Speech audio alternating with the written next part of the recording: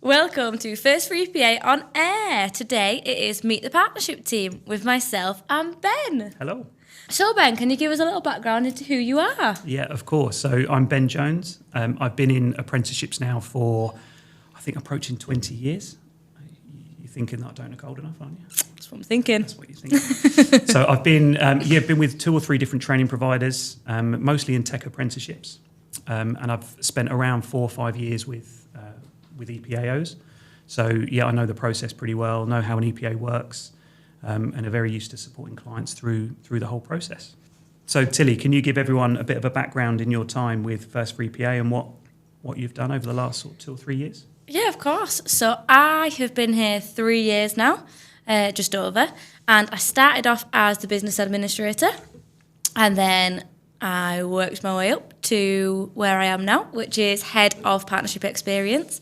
And I've worked with lots of different aspects of the company, lots of different colleagues, but it's really interesting where we're going at the minute. We're going a lot more into the digital apprenticeship sector, and it's really exciting. But we've got a lot of exciting guidance and obviously, as you know, like support coming up for all of our providers as well. So that actually leads me on to, do you want to give a little background into the support that we do? Yeah, of course. So we essentially treat all of our training providers, colleges, as partners. So we work incredibly closely, working to support their apprentices, working to help them understand the whole EPA process. We do sessions with their curriculum teams so they can understand what to teach, and to make sure they're teaching not just towards the KSBs and focusing on the KSBs, but focusing, I suppose, with the end of the process in mind. So looking at the endpoint assessment criteria, how that's broken down, and essentially what they're going to be put forward at the end of their journey.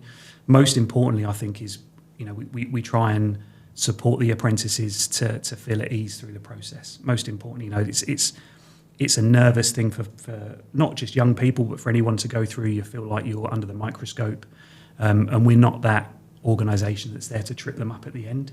We're there to support them through that process, assess their competency, but really to get them the grade they deserve at the end of their apprenticeship programme. Yeah, exactly. It's daunting, isn't it? I think that the support that we offer, we run our prep for EPA sessions, we run sessions with training providers to walk them through the standard and how it works with ourselves so they understand it fully. Because I think as much as supporting the apprentice, we need to support the training providers, and we break down those barriers between EPAO and training provider, and we work collaboratively. Yeah. In that partnership approach to make sure that they have what they need and they feel comfortable to come to us for anything that they need, really. So obviously, me and yourself, we are the account managers for all of our clients, so they can always get hold of one of us. But yes, since you've come into, obviously you've not been in the organisation for a long time, but since you've been in the organisation, what do you think makes us stand out as an EPAO? Without a shadow of a doubt, I mean, we did a recent survey that you led on. I was blown away by the responses of the surveys, and the feedback focused hugely on our responsiveness, so how responsive we are to customers. For us, working in partnership with our providers and colleges, it's non-negotiable. So if they do ask us questions, if they need support, if there's any areas of concern or if they're unsure on stuff, we respond quickly. We get back to them. If it warrants a call, and it's not just an email, we'll book calls in, talk stuff through, and I suppose we're almost, God, it sounds a bit cheesy, but the quarterback's almost where we pull in other areas of the business as they're needed. So if there's issues with quality, we can bring in the quality team to that discussion. If there's issues with delivery and EPA, how it's going to work, we can bring in the operations team and just to support them at every level, I suppose. Yeah, absolutely. And I don't know about yourself, Ben, but one of my favourite things about EPA since being in the industry is just we're that end part, where they get their achievement, they get their certificate, and all the hard work was just paid off. That's my favourite part about the whole thing. I don't know if it's the same as yours or if there's another part that you like. No, it is. It absolutely is. And like I said earlier, it's we're not allowed to make the process easy. It's a regulated process. We're governed by Ofqual, so we have to go through.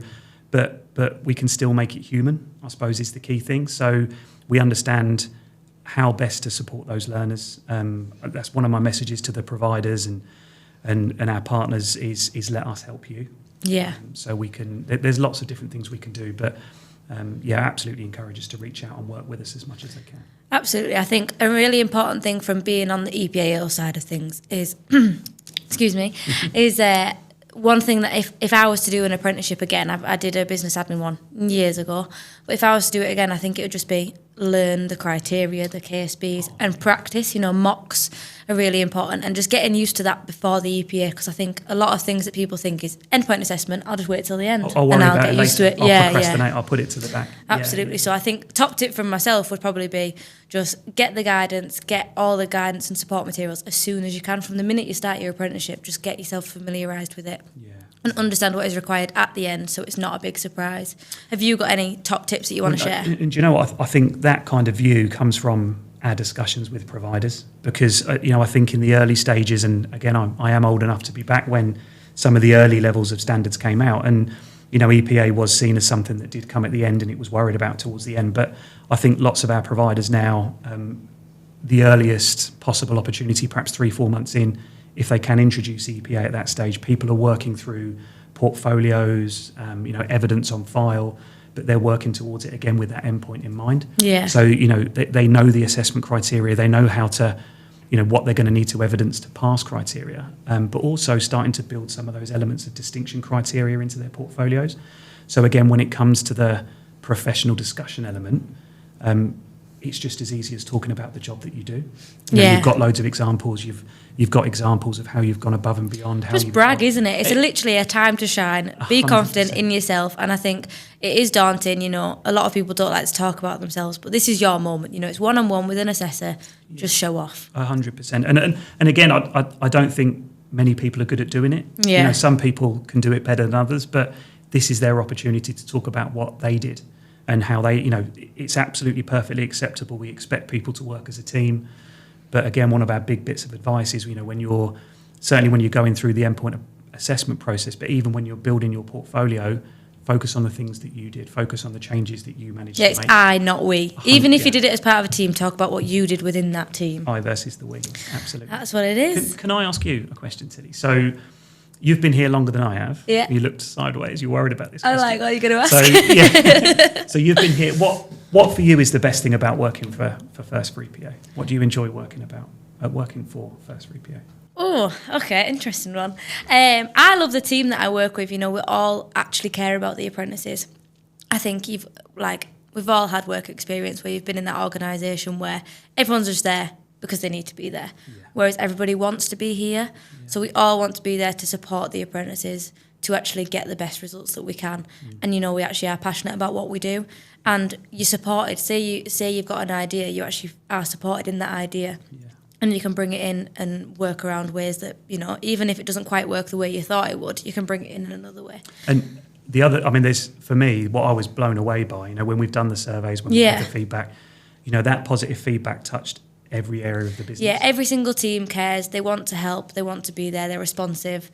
And I think that providers know that we care about them. I think there's not one provider that would say, they don't really care about us, because we show them that we do. Yeah. And the other thing that's impressed me, again, only being with the business for perhaps 4 or 5 weeks, is that level of expertise. We do 27 standards as it stands at the moment, but 11, with more to come. 11 new digital standards, and we've also got 4 or 5 in development. Yeah.